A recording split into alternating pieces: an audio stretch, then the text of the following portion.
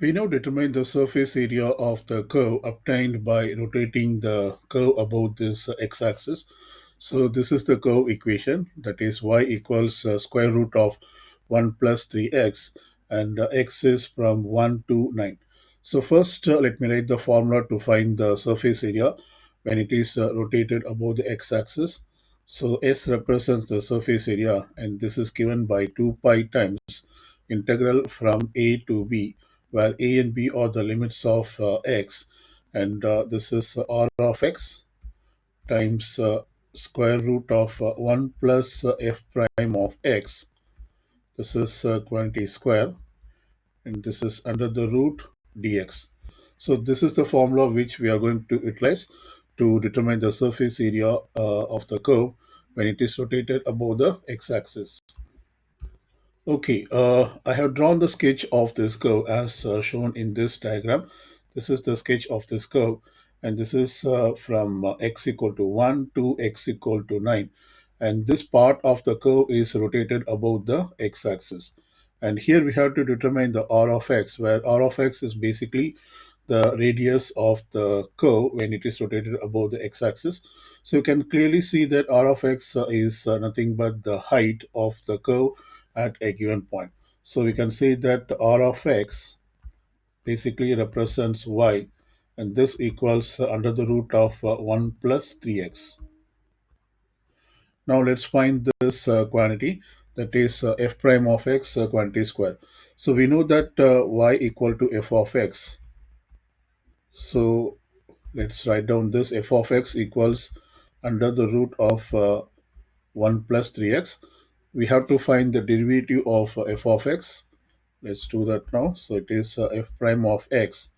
Remember that when you find the derivative of a square root function, suppose if it is a simple square root function like x, and when you find its derivative, we can easily say that this equals 1 by 2 times of square root of x.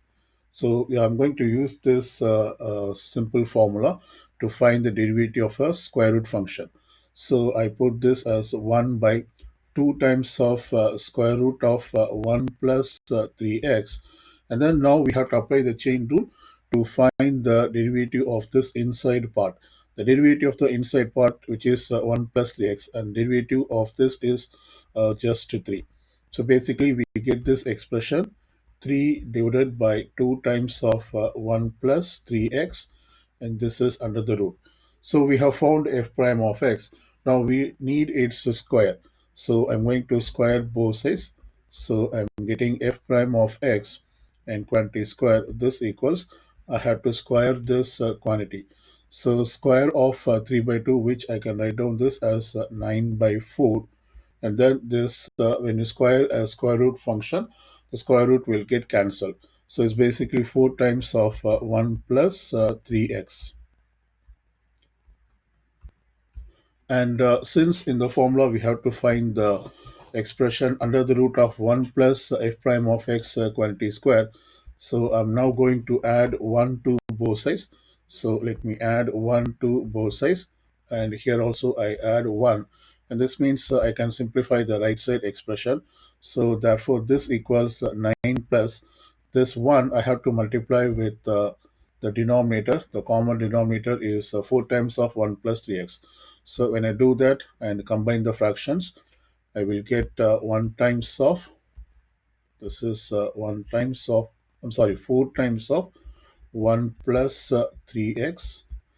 And then the common denominator is 4 times of 1 plus 3x. Let's get this simplified.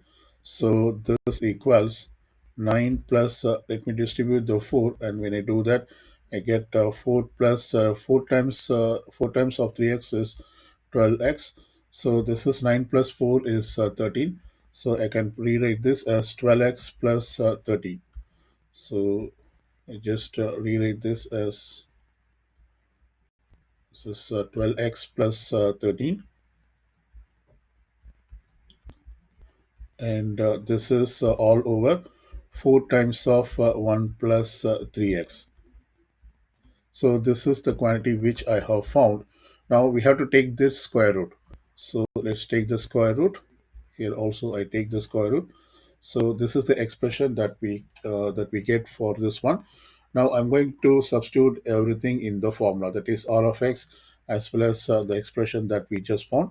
And notice that limits of x, that is a equal to 1 and b equal to 9. So we can write down the surface area. Therefore surface area equals 2 pi times integral from a equal to 1. So I put 1 here, and b equal to 9. So I put 9 here, times r of x. We found r of x as this expression under the root of 1 plus 3x. So I put under the root of 1 plus 3x, and then this expression which we have just found. So I'm going to put this. This is 12x plus 13 divided by 4 times of 1 plus 3x, and this is everything under the root, and then we put the dx here. So we have to basically evaluate this expression. So we will do for some simplification, and then we will integrate. So I put this 2 pi and this 1 to 9. Here we have under the root of 1 plus 3x. And this I'm going to write down as numerator and denominator fractions. So this numerator is under the root of 12x plus 13, and in the denominator we have under the root of 4 times of 1 plus 3x, and this can be written as under the root of 4 times under the root of 1 plus 3x. Notice that we can now cancel these two like terms which we have in the numerator as well as the denominator. So these two gets cancelled. In fact, we also have dx, so I put this dx, and the square root of 4 is 2. So which means in the next step I'm going to put this, or I take this 2 in the denominator and put it in front of the integral like this. So therefore this becomes 2 pi over 2, and after we did the cancellation we only have this term, that is under the root of 12x plus 13 dx. So let's simplify this. We can cancel these twos. We cancel these twos. So basically we have to integrate this expression, that is pi times of integral from 1 to 9. This is 12x plus 13 under the root dx. I'm now going to integrate this expression by the method of substitution. So first I'm going to put 12x plus 13, and this equals u. Now I take differentials on both sides. That is, the derivative of 12x is 12 times of dx. The derivative of 13 is a constant, is 0, and the derivative of u is du. So we can solve for dx, and this dx equals du over 12. And since we have this definite integral from 1 to 9, we will also have to find the corresponding values of u when x equal to 1 and x equal to 9. So here this basically represents x equal to 1, and this is x equal to 1. Since we are using the u substitution, we have to convert the limits to u, the values of u. So when let's put x equal to 1, and when we do that into this expression, this will become 12 times of 1 plus 13 is u. That is u equals 12 plus 13, which is 25. And also we will now substitute x equal to 1 into the equation, or the substitution equation that we utilize. So therefore this becomes 12 times of 9 plus 13, and this equals u. So therefore u equals 12 times of 9 is 108 plus 13, and this equals 121. So basically these are the limits after the substitution. That is, this is the lower limit and this is the upper limit. So let's rewrite the integral after the substitution. So we see that we can rewrite this integral as we have pi, and then we rewrite the limits as 25 as the lower limit and 121 as the upper limit, and then we have to replace this expression by u. So therefore it becomes square root of u, and we will replace dx by du by 12 as we have just found here. So I'm going to put du over 12. So let's evaluate this definite integral. To determine the surface area, I'm going to put this 12 in the denominator in front of the integral. So therefore it becomes pi by 12 integral of 25 to 121. I can rewrite this root u as in terms of powers as u power 1 by 2 and du. So therefore this becomes pi by 12. Now we can use the power rule of integral.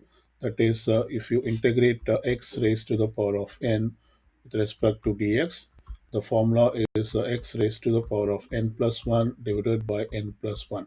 So let me use that formula. So therefore this becomes u raised to the power of 1 by 2 plus 1 and divided by 1 by 2 plus 1. And this has to be evaluated within the limits 25 to 121. So now let's continue to evaluate. So we have pi by 12 times u raised to the power of 1 by 2 plus 1 is 3 by 2, and we divide by the same number, that is 3 by 2, and this has to be evaluated from 25 to 121. Let's evaluate. So this equals pi by 12. I can multiply by the reciprocal of the denominator. So it becomes 2 thirds times u power 3 by 2.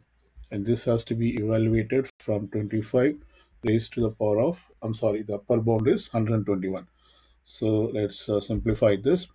This equals, I can cancel this. I get pi by 18.